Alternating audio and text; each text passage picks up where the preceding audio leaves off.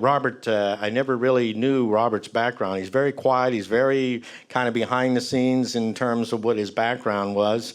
But Robert has done some tremendous things in the military, 20 years in military combat as well, and special forces. And he jumped out of airplanes, which, you know, how many are pilots in here? Yeah, oh, good. We got, oh, yeah, that's right. Dante's a pilot too, huh? We got a lot of pilots, huh? So we're all going to go out. There's an airplane waiting out, and he's going to jump, show us how it's done. But I always say I won't jump out of anything that has a radio and a windshield. So that's great that he does that. So without further ado, I'd like to introduce you to our chairman of the Southpointe Veterans Committee that's just starting up, Major Robert Murray. As Dawn mentioned, I'm going to make my remarks very brief. I have the honor of being the chairman of the Southpointe Veterans Awareness Appreciation Committee. We are dedicated to raising funds to meet what I consider to be a critical need. In another lifetime, I teach economics for Waynesburg University, and we talk about wants and needs. And the veterans that you see here and many of the folks here saw a need years ago to serve the nation. And they did so with honor. We now are looking at another generation of veterans who have distinct needs that, despite the best efforts of our Veterans Administration and our government, are not being met. Consequently, the committee was formed with the intent of raising funds and identifying organizations where we could get the most bang for the buck, to put it bluntly, where we can see funds devoted to meet critical needs in the area of our wounded warriors and in the areas of individuals that are suffering from PTSD and other forms of ailments associated with combat service. We have an entire generation of young men and women who are in desperate need of those things, and it is an honor from my part to be participating with the other committee members in assisting in meeting those needs, the wants and the needs of our veterans. I appreciate all of your support this evening, deeply. I spent 20 years, as Dawn mentioned, jumping out of perfectly good airplanes, and it was an honor. I'm a second-generation paratrooper. My father, 11th Airborne Pacific Theater, and a Western Pennsylvanian as well. So it's a labor of love. Thank you very much.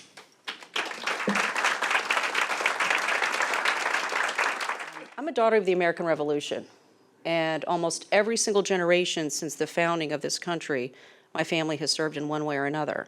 And actually today, my little boy, not so little, my son Dante is here.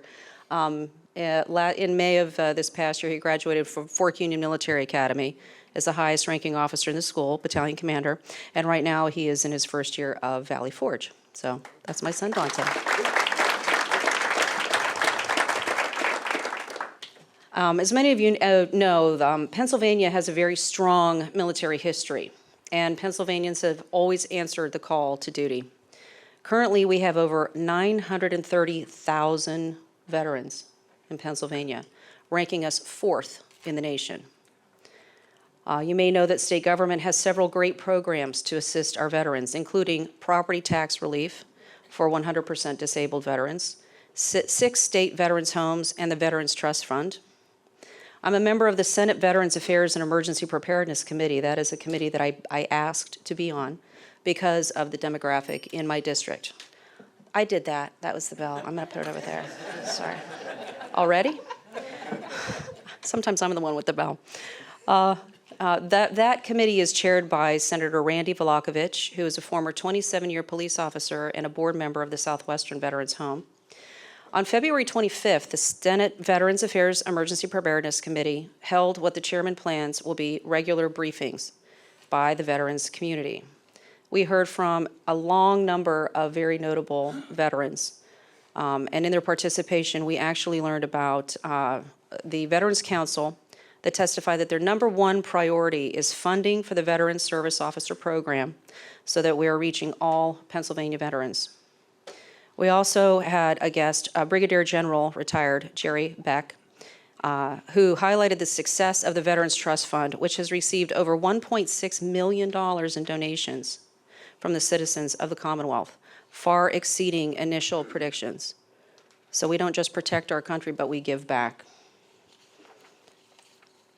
Also, there's House Bill 157, which would ensure that a service member's military education and training are taken into consideration for the purpose of fulfilling requirements for professional credentials.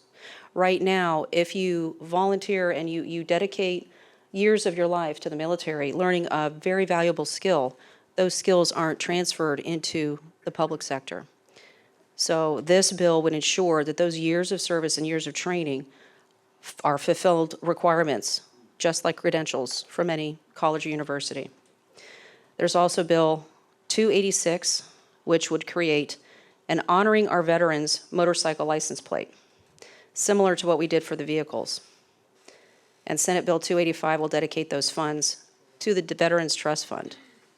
I also was a co-sponsor on a bill that was presented by Senator Baker. This is a stolen valor bill. There are some individuals who will walk into the Department of Motor Vehicles, claim to be a veteran, and because there isn't an immediate search that they can utilize, these people get away with claiming to be a veteran on their driver's license. This bill would penalize them with a $300 fine and between 30 and 90 days in prison.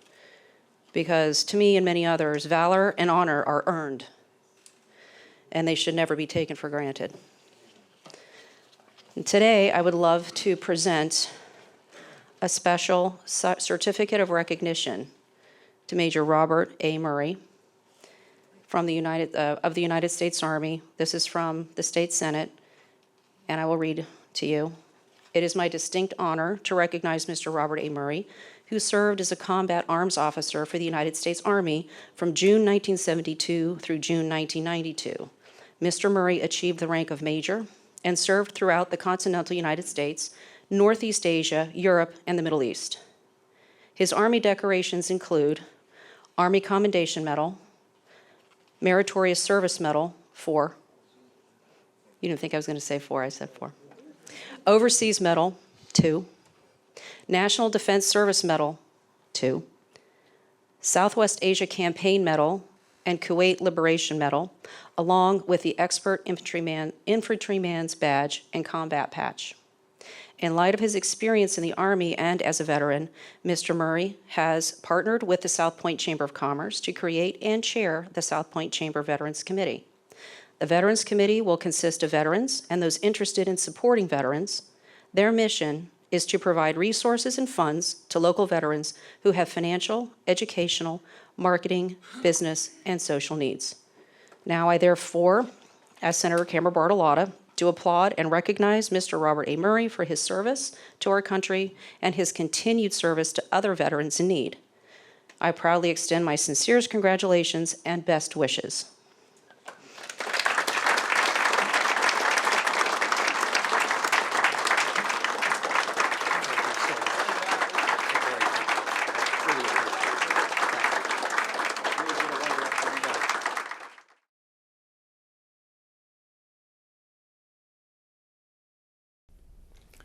Hello, I'm Congressman Tim Murphy.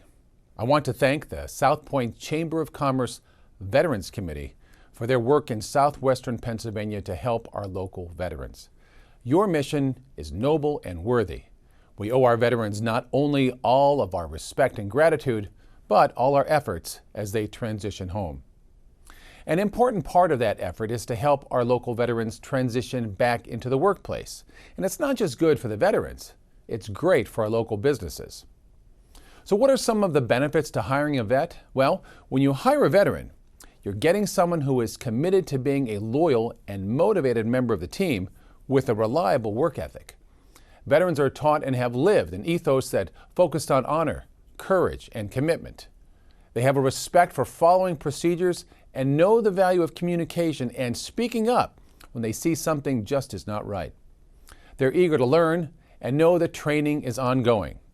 They've worked in environments that emphasize workplace safety, not only for themselves, but also looking out for everyone on the team. Whether you hire the enlisted service person, a non-commissioned officer who has the added experience of managing people with a goal-directed focus on difficult projects on deadline, or the officer who often has advanced degrees with experience in leading people in projects, you are getting persons with those skills you need. Their focus, quite simply put, is to get the job done and to give it their very best. So, As you can see, military personnel are uniquely positioned to fill this need, and that should draw attention to your loyalty, motivation, work ethic, and communication skills when seeking a civilian job. Thank you to the Southpointe Chamber for making this a priority to help our returning soldiers, and of course, our deepest thanks and gratitude to those who have served. Thank you.